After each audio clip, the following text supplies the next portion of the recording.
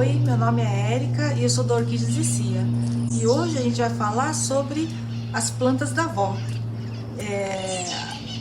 Na época antigamente, toda a casa da avó, em todas as casas, tinha pelo menos uma plantinha, era bastante comum isso. Então é uma memória afetiva, muito gostosa de você ver essas plantas e de você recordar as pessoas que têm a minha idade, né? Que naquela época, quando a gente ia na casa de pessoas mais idosas, a gente via sempre esse tipo de folhagem em casa.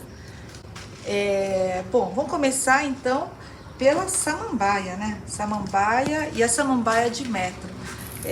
Qual é a casa que não tinha samambaia de metro? Não tinha essa variedade grande de samambaia, mas a de metro todo mundo tinha. Então, toda a casa da avó tinha. Então, você vê que ela cresce bastante.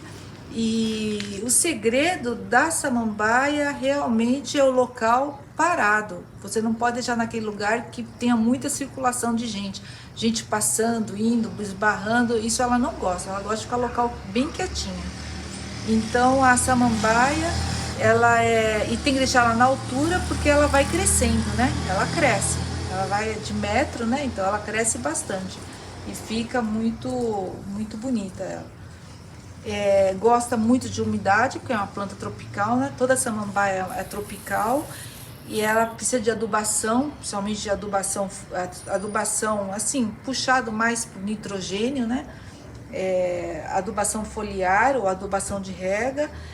E é uma planta assim que, tendo o lugar dela certinho, você deixando ela quietinha, ela vai muito bem. Essa é a samambaia de metro.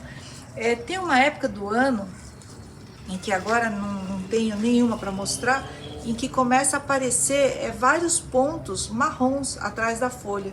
E aí a folha amarelece e aí ela fica muito feia. Quando acontece isso, isso é, entre aspas, uma semente.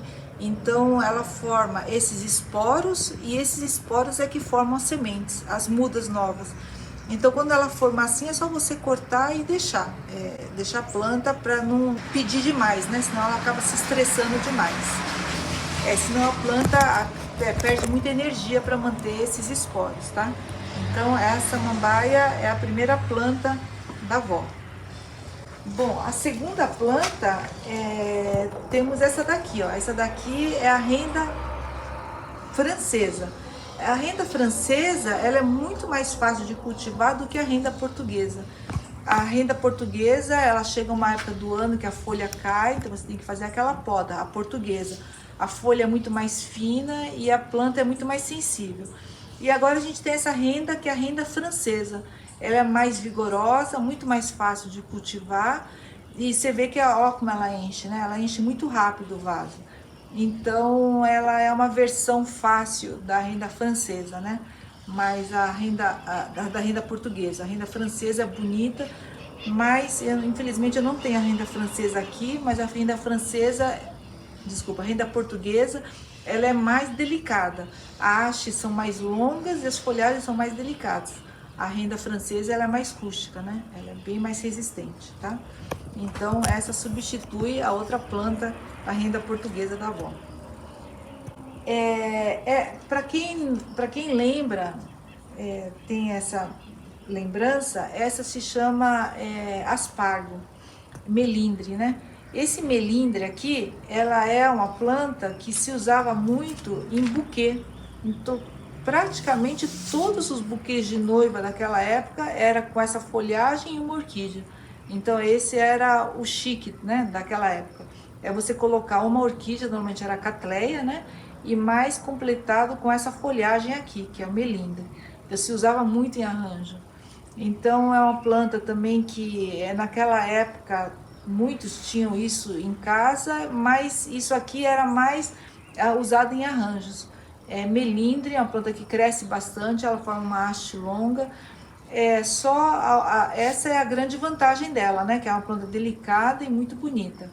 A desvantagem dela é que se faltar água, essas folhas caem tudo, né? Então precisa tomar bastante cuidado no cultivo dela, né? De não faltar água, tá? Mas é uma planta muito delicada, melindre. Agora, essa daqui é a Caladium. Caladium, agora que tá voltando essas plantas da avó, né?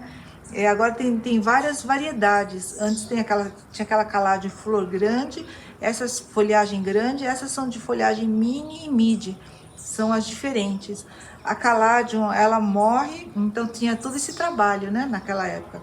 Então a folhagem, ela morre no outono, aí tira do vaso, o bulbo que fica, aí você guarda e quando chega na primavera você plantava de novo para poder brotar. Então essa é a Caladium, que a maioria da casa das vós tinha esse daqui, mas ela sempre fazia esse trabalho de plantar, de retirar e plantar novamente. É o Caladium. Hoje nós temos muita variedade desses aqui, né? E é muito linda. Bom, esse daqui tem que ter, né? O antúrio. Qual é a casa que não tinha antúrio?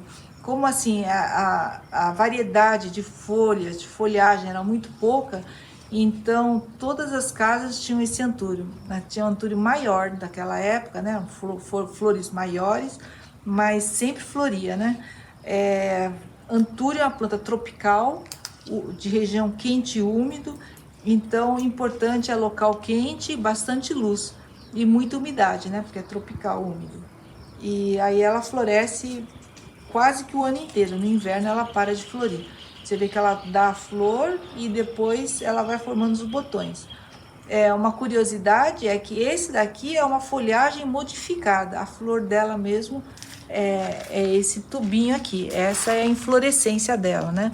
E essa é a folhagem modificada para atrair o inseto, para atrair o inseto para polinizar, no caso. Tá certo? É uma planta da avó, realmente, né? Toda avó tinha. E a peperônia também é uma planta simples, até hoje muito na moda, mas é muito fácil cultivar e naquela época quase todas as casas tinham também. Além dessas, a gente tem muitas outras, né? Que nem a venca, muitas outras plantas da avó, mas essa daqui é uma das poucas plantas e que tá voltando agora. Essa memória afetiva, né? Volta a memória afetiva para aquelas pessoas mais antigas e para pessoas novas estão redescobrindo essas folhagens agora em casa. Todas as orquídeas que você vê aqui, você encontra no nosso site e esses produtos também disponíveis no nosso site.